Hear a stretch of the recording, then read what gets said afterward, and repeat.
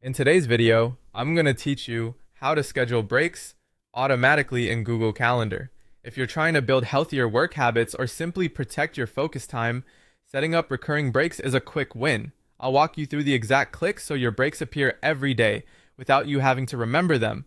First, open Google Calendar in your browser and switch to the week view. The week view gives you a clear, hour-by-hour grid, which makes it easier to see where a break fits between meetings or tasks. Take a second to scan your schedule and decide when a regular break would be most helpful. Maybe mid-morning, lunchtime, or mid-afternoon. Now click directly on the calendar at the time you want your break to start. This creates a new event. A small event window will pop up. If you'd like, you can rename it to something simple like break or stretch, but the important part is picking the right time and duration. Drag the bottom edge of the event block to make it as long as you need. 15, 20, or 30 minutes are common choices. Keeping it realistic helps you stick to it. Next, look for the option that controls repetition, often labeled does not repeat or recurring. Click that to open the recurring events menu. This is where the automation happens.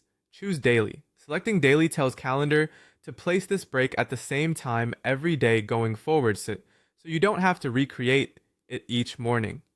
Daily works well if you want a consistent rhythm, and you can always fine-tune or adjust specific days later if your schedule shifts.